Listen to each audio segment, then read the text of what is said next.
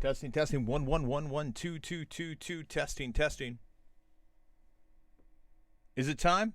Oh my God, it's beyond time. It's beyond time for the feedback loop. Chris Courtney here, New Pragmatic. It is so good to be actually in the feedback loop. We're getting a little bit of a late start today. Sometimes dad's got to be a dad. Parent-teacher conferences this morning here in Chicago, so had to push this back just a hair. But we are here. And I'm looking forward to getting back to our normal routine. Like 9 a.m. Monday through Friday is really what I prefer to do. But let's go ahead and jump on in because, unfortunately, being that this is taking us off the beaten path, it means that we've got to adjust a little bit. It looks like we got a submission from Rebecca here, which that's nice. Looks like we got a submission here from Melanie as well. Boy, early morning here. And we got Fonzo here. And finally, it looks like Kara is in the house as well. So all of those are opening up. I do appreciate you folks for following along. It looks like Silicandy, the case study here is available for us to take a look at, and this is Rebecca's, and this is looking pretty good. She's a fan of the emoji. Right now, I am interested. Obviously, this is just a wireframe, but I am hoping that as you're going through this, you're not switching fonts out on me like this. This is Roboto down here, and this is Montserrat, and then it goes back to Roboto. So a little bit of cleanup needs to occur here. But again, I'm pretty sure you were just working through it. Although it's interesting, like every time I click on something, it like reforms itself.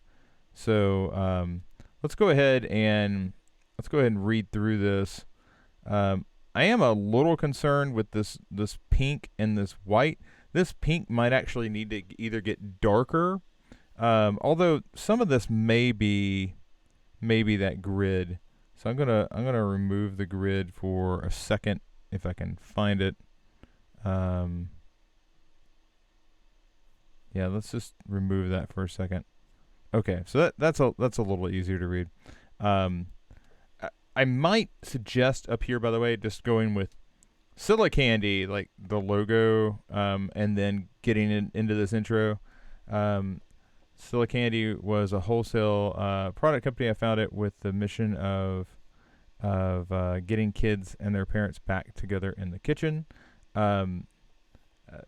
This is also kind of an interesting juxtaposition. I can kind of see it in the background, but with this idea of parents and kids, like you've kind of identified it. I wonder if an image is in order of parent and kid. I'm not sure that I'm getting that from the background because it's got the color overlay and whatnot. So just something to think about there. Let's see here. When I had to back up. When I'm working on things like this, I try to pay attention to how I'm mentioning and referencing myself. What was my role? I think I would like shorten this to my role and make it into like a label. My role: founder, CEO, product designer. I led a team. Like the I thing. Very, very clearly it jumps out because it's repeated. I would suggest, my suggestion would be founders to it. Then I led team of designers, responsible for managed, like anything that you can do to get that I thing out of there, I think would be beneficial. But I do think what you have here is pretty good. It really outlines the fact that you wore a lot of hats here, and that's what you have to do when you're the founder. Trust me, I know. Let's get down here into the business.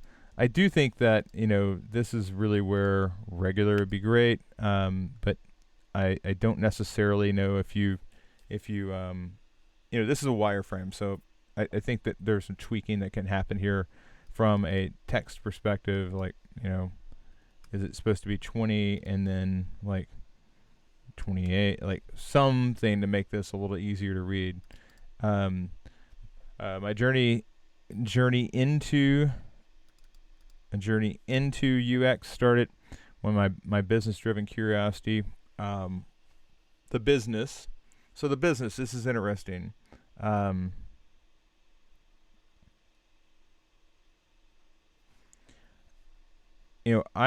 almost would say flipping this around. I spent 4 years developing Silly Candy, comma, a 100% remote business during that time,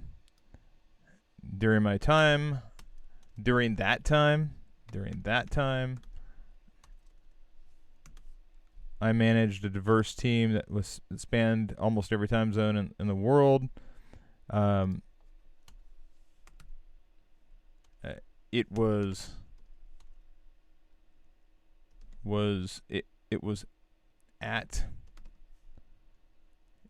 through my experience running Silicandy that my journey into UX started.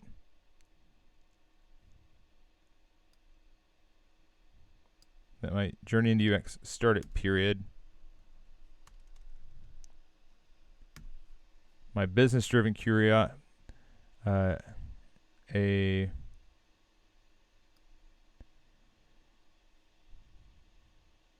a business-driven curiosity to create a better digital experience for my customers made me search for the answers that led me to UX.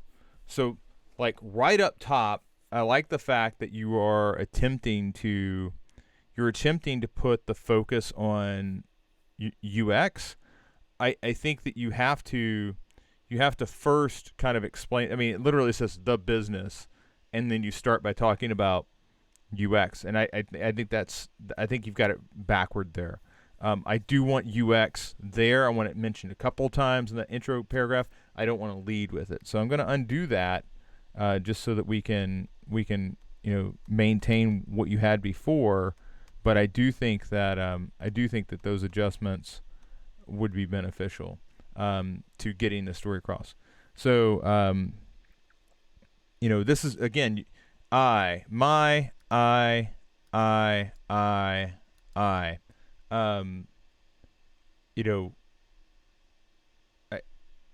want to adjust this. So manage the I manage the e-commerce software platforms for Silicandy, like Shopify, Amazon, Zulily. Zulily is an e-commerce, and this is where I would say Zulily, an e-commerce SaaS solution for independent sellers. Here, manage the e-commerce solution for selling. And again, we've talked about, this would be an I. So here I managed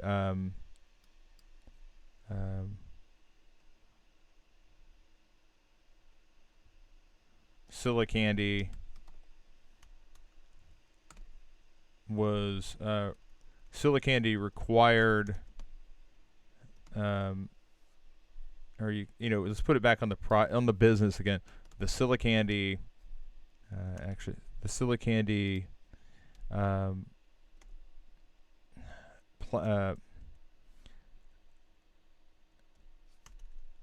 growing Silicandy required that I manage the e-commerce and software platforms. I manage e-commerce and software like Shopify. That I manage across several and dropped an S there. Several e-commerce and software platforms like Shopify. It was so again, we're tuning this to get away from the I, and I think that there are ways to do it. And the first way that I would suggest doing it is let's put it on Silicandy. Like growing Silicandy required that I manage. The I is still there. You could also say required management, across or of several e-commerce software platforms. There's all sorts of ways to work this, Rebecca, but this is the thing that I'm seeing. So let's, here I want to focus on the business. Here I want to focus on you, but I do think that there's ways that we can get rid of the I. Let's come on down. Here, I think that this is really, let's put this in Montserrat because that's what you've got, and let's put this at 20, and then let's put this at you got that, so let's put this at 28. Okay, so Trevolo, Core Kitchen, Wilton, OXO, Silicandy differentiated itself from the competition, and here I like it. Here I like the repetition, although it could be better. If we went here, and I'm just gonna say 20. Actually, I should highlight. It shouldn't be in light. It should be regular. I'm gonna go ahead and say 20. I'll put this at 28. Silicandy differentiated itself from the competition. How so? Our market was laser focused on kids learning. Our target, our goal was laser focused on kids learning through our mission. The mission, like again, I like the repetition, but I think you're setting it up with Silicandy differentiate itself, and it's our mission. Silicandy developed unique product development that didn't exist at the time. How so? Unique product development.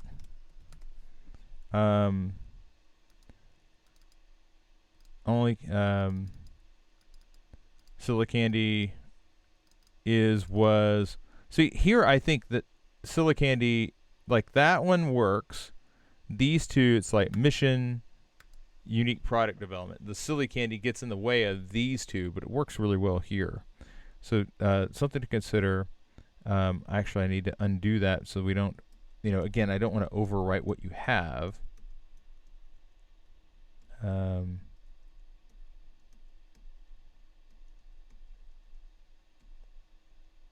Okay, so let's go on a little further down.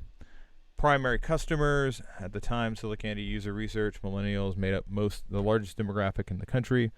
Millennial moms accounted for 90% of the 1.5 million new mothers in the year 2014. Millennial moms, in particular, have a set of specific buying needs. They want personalization and a relationship with brands they support. Research showed that 87% of moms are willing to economize in some areas to spend more on higher quality products. 90% of moms agreed, saying, "This is great. I'm curious." Yeah. Okay. So you've got these. At first, we discovered the following through keywords used to find our products on Amazon. So you're giving some data here. Yeah, I like this. I like this. I like the way that you're focusing in. It does get a bit long, and I wonder if this is where you're coming back with, hey, let's look at the data. you have a lot of data here, and then you have says here graph diagram from Silly Candy PowerPoint. Is it going to be large enough? I don't know if it's going to really represent. I might just link to it. Lifestyle pick. Pick one of these and get rid of the other one. You've got 3 of them. This is where I might come back with break out some of these numbers. I might create like 4 across, like the key numbers. Here's the customer. The customer is millennial moms, and if you took 4 of these numbers and you broke them out, think about what that does. And I'm undoing this a bit so we can, if we broke those 4 numbers out, that immediately shrinks this quite a bit. And then you could go horizontally with the numbers. You don't necessarily need this. And that sucks up some of that space. I mean, look at how much longer it is with those in. So let's think about different ways to display that information. Let's look at the process. Mission, tone, goals. This feels like it feels like you're still working on it, so I'm going to come back to that. I want to get down here these stories.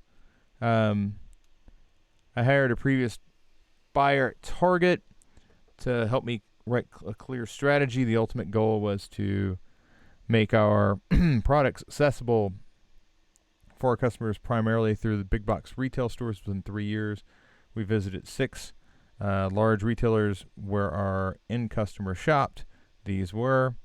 We took pictures and shot videos of store displays. We observed shoppers. We spoke to employees and asked them about customer favorites and habits. And these are all great. I see 6 things here, and I'm wondering what these 6 things are going to be.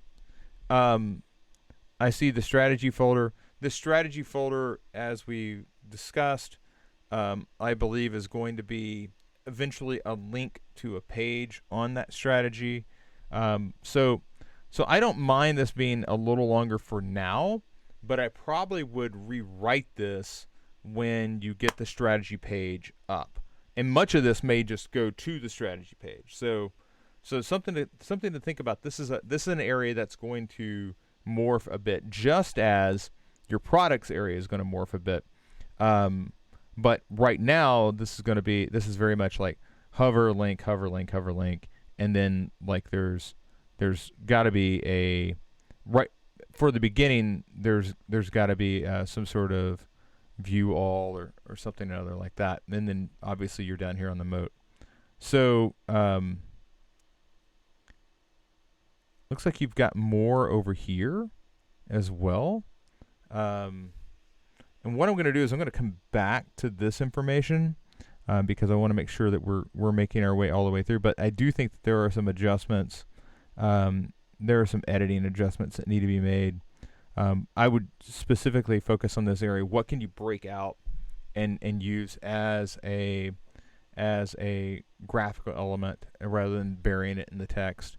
And then I would come back and I would also look at ways to declaw the eyes. The eyes are so like locked in on these 2 sections, and then rewriting this a bit to take more of the emphasis, put more of the emphasis on the things that Silly Candy was doing and less on Silly Candy.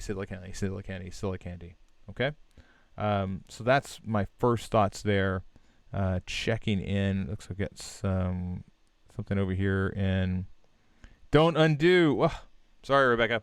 I wasn't meaning to throw you off, but that's what the video's for. I didn't technically undo anything. I've just been recording it. So let's hop over here to Melanie. Melanie made some adjustments to her case study for Handy. So like she's. Oh, that's nice, Melanie. I really do like the fact that you pulled those div lines off.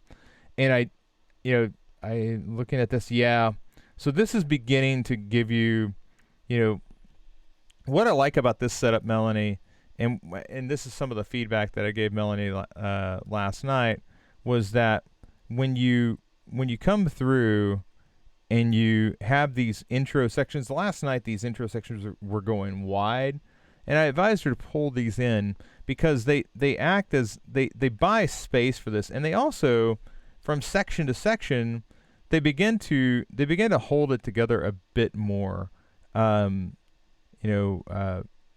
One question I have is, like here, this is half and half. It looks like you are specifically coming into, like, if I come back over the grid, hover, so that's hover effects. If I come back over to the grid, it seems like you're using the 738 to 430. You're using that quite a bit. And these are basically probably all the grid marks that you're actually using. So if you look at this from that perspective, this is really starting a consistent flow down the page. Works really well. Here it is again. Here it is again. I struggle with it a little bit through areas like this, but I don't think it's bad. I actually think this prototype, or this wireframe, works a lot better than what you, not wireframe, but this mock-up works a lot better than what you currently have. And I think a lot of that is because you're allowing yourself to go larger with the images. And to do that, you're going to come in and you're going to utilize your containers differently. But I think that this again, as I was stating in our feedback, you want to open up some space here. Like, this space allows this whole thing to feel more substantial, okay? And I really do think that it does a good job of that, pretty much all the way down. The one spot here is it gets into a little bit of trouble here. If it gives you too much of a problem, this is where I might come in and add, like, a thick line, and then move that. Just give some padding to the top of that, to the other section. That way this airs out a bit, and so you can really command the space below. But you don't have a problem past that point, so I think it's pretty easy to adjust for. But yeah, overall, this is a big step in the right direction. I'm going to hop over here to Kara's real quick, and we'll come back to Fonzo's in a moment. So Kara has, so Kara had a lot of user stories, specifically looking at Melanie and Jessica and the delivery people, and these were great. And I said that yesterday on the call. I thought that she had a lot of great user stories, but they hadn't taken into account somebody who is starting. And when you go to make your prototypes and you go to test this, there's going to be a lot of people that come in and they're like, you're going to have a prompt like, all right, so how would you order your first meal? And if you are building specifically for Melanie and Jessica, who are existing customers, they are your primary customers. If you're building for them, you're thinking in terms of, okay, so Melanie comes in, she's got her account, and she wants to, let's take one for Melanie. She wants to customize her proteins of the week. So she goes to her order and she pulls down the filter and she says, oh, I want to look for chicken or whatever it is. You're thinking very much in a advanced customer journey stage. All right, this person's already here, but we haven't built a way for somebody to come in and tell us if they could actually get started with the product. And this is crucial. The reason this is crucial is any new product, yes, you can envision somebody being happy with the product and using the product, but they have to have a way to become that happy user. And if they can't see logically, if they come to the site, or they come to the app, or whatever the service is, if they come there and they can't find their way through, that means that the likelihood that they're going to be a customer that stays with you cycle after cycle after cycle, or if there's somebody who uses that service or that public resource over and over again, it becomes less and less and less likely the harder it is for them to do the basic tasks that are involved in becoming a new user. So, Kara, I'm super excited that you added these. I think they'll play a huge role moving forward. It was interesting. Yesterday I met with Eve, and Eve had done her user flows, and her user flows were amazing if you thought of them as a sitemap. As the user flows, they weren't broken apart, so it was very hard to read.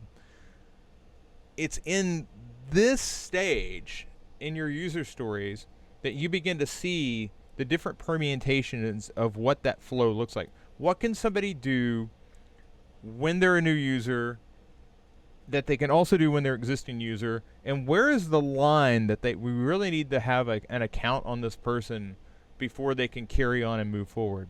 So these user stories are great because it puts more of a focus on that first component of becoming a user. This means that we now have some things that are testable. Really, when you get right down to it, Kara, you're creating your script for your prototype. As a new user, I want the browse recipes. How would you do that? And then you sit back and you watch, and you see if somebody can actually go through and use the site or app, whatever it is that you're going to design. You watch them, and that's where the real sweet pain of design comes in, because as you know from competitive testing, you can tell the look on somebody's face when they don't quite know how to answer your question. And here it's going to be they don't quite know how to answer the question that you designed. All right? And that will happen. It's happened to me. It's happened to every designer who's ever designed anything. And your first inclination is, oh, God, I want to just help them. I want to just grab the mouse or whatever and help them find their way. But you can't. Okay? A failed test is a failed test, and it's fine. It's fine. You want to identify failure in your work so you can go fix it. If everybody makes it through your site perfectly, or your app perfectly, that typically means that you haven't tested hard enough. So keep that in mind. This is really good, Carrie. You've really moved the ball forward. I feel pretty good about what you have here. Now it's time to go bake out those user flows, because we need to know where the line is for an existing user and a new user as it pertains to the actual site. All right. Moving back over here. So we have Fonzo's program journal. And Fonzo is working through the the systems thinking exercise related to cashless stores. And this is something that it's only growing in importance. There are people that are being left behind because they do not have the ability to pay with anything but cash. And if a cashless store comes along, the real problem is there are people out there that won't be able to participate. So let's see how Alfonso has defined this. So this system is, you have a scanner app from the cloud, downloads to the smartphone. You go to the store item, and there's a scanner app, and the requirements for purchase is you need a phone, an app, and a bank account. And it generates a purchase history, a cell phone location, and data that goes up to the cloud. That's not a terrible cycle. That's not a terrible way to identify it. There are more things involved that make that store work. Think about it from this perspective. What does it require? What does all of that require? That is the system of how the system works. But what could break the system? So there are some very high tech things that could break the system, like no cellular connectivity. And if there was no cellular connectivity, well, maybe they have Wi-Fi in the store. Okay, well, they have Wi-Fi in the store, but they then have to tell a new customer who has never been in that store how to sign on to the Wi-Fi. And if you've ever been if you've ever been somewhere new and you suddenly need to use the Wi-Fi, you know what that experience is like. How likely is it that you're going to stay in that cashless store when a 7-Eleven's right next door and you can just use a credit card, or you can use a dollar bill, whatever it is? How likely? Okay, this is where the system comes in. So it could be the Wi-Fi. There's no connectivity because cell service is down. And this is actually what happened at a store that was placed in San Francisco. Tech bastion of the world, San Francisco. There was a dead zone downtown. This exercise is written off of that Amazon Go store. So there was a black hole involving cellular service at that location. So obviously everybody needs to use Wi-Fi. You obviously need a smartphone to do any of that. Okay, so if you walk in there and you left your phone at your desk, let's just talk about the first world problem. Oh, I wanted to go deviceless on my walk this afternoon, and I wanted a water. I'm thirsty because I get thirsty. So you go for the walk. You leave your phone at your desk. You can't go in that particular store. Can't do anything at that particular store. Or worse, I don't have a cell phone because I can't afford one. But I've been working at my janitorial job, and I just want to go get a water, and this is the place that's nearby. I can't shop there because I don't have a cell phone. Let's work in the more physical realm. Our delivery was late today, and we're out of water because that truck didn't show up. So there's a physical way this breaks as well, because if we're in Hong Kong and you can't deliver water in the Hong Kong island right now because all the transportation routes are closed, doesn't matter how great your app is. Nobody's using it because you're out of goods. And then there's lots. Do you understand the language that the app is available in? There are all sorts of things. Never mind the fact that it really comes down to, I've got to have a bank account or some means of payment tethered to this thing. So, Fonzo, by the way, there is no right or wrong answer to this question. The real issue is, I want us to see it beyond just, I'll create an app and people can pay for their stuff with the app. It's way more complicated than that. And I want us thinking about all the ways that we are potentially overcomplicating things and discriminating against certain individuals. The bank account thing is a huge deal. Fonzo points out that this is generating tracking data, which is gold. That's gold to all companies that want to do this sort of thing. So systems that impact smartphones, credit cards, cell tower network, banking. So you got it. It just a lot of that just wasn't in the diagram. In many cases, zero privacy.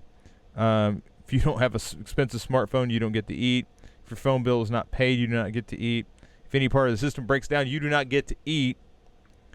And if you don't have a bank account, you don't get to eat. And in what crazy world is a bank account really required?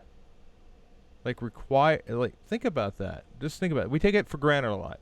And this is what I mean by, I want us to expand the way we think about how these systems work and how we participate in them. You have an opportunity to really lift people up or push them down with the products that you're going to design, with the things that you're going to make. And this obviously, Fonzo, you're about to head into design ethics. This obviously leads into the realm of, what are the considerations that where's my line? I think it's really important. And there are people that have pushed back and said, that's not something I need to concern myself with. But it is. So Fonzo, thanks for going through this. Every once in a while, I love to pull this into the feedback loop when it is appropriate, when a submission comes through, because I think the answers here are always interesting to me. It's always interesting to me to see how you're thinking about the system that you're interacting with and the things that these systems are all around you every day. When's the last time you thought about it? And what would happen if, There's a place in Canada right now that's talking about going to all electronic payment for public transit. Well, man, now it's not. I can't just eat at the store. Now this is a civic institution saying you can't use our system to get across town because you don't have a bank account. You don't have means, and that's an important consideration. And it's not just for designers. It's not just for designers. It's for politicians. It's for anybody who has the keys to access that could help or hinder somebody else. So with that, I want to check out. Great job, Fonzo. Love it. Let's come over here. I want to check out. Looks like general. Yeah. How good is the encryption on that Wi-Fi? Exactly. So, Fonzo, glad to have you riding along this morning. That's really all we got. We've gone. Sorry, that's Daily Stand Up. We've gone through it. Shane is hanging out. Shane is patiently waiting on me to make it to the call. So I am going to bounce out. This has been a fantastic feedback loop. We got to look at Rebecca's work. We got to jump into Melanie's work. We got to jump into Fonzo's work and Kara's. I want to do this every single day. I want to have conversations like this. I want to have great submissions like this every single day. This is great. I absolutely love it. This is why I get up in the morning. So with that, without further ado, I am Chris Courtney. Thank you so much for joining me here on this somewhat later edition of the Feedback Loop. And I will chat with all of you at 9 a.m. tomorrow morning. Take care.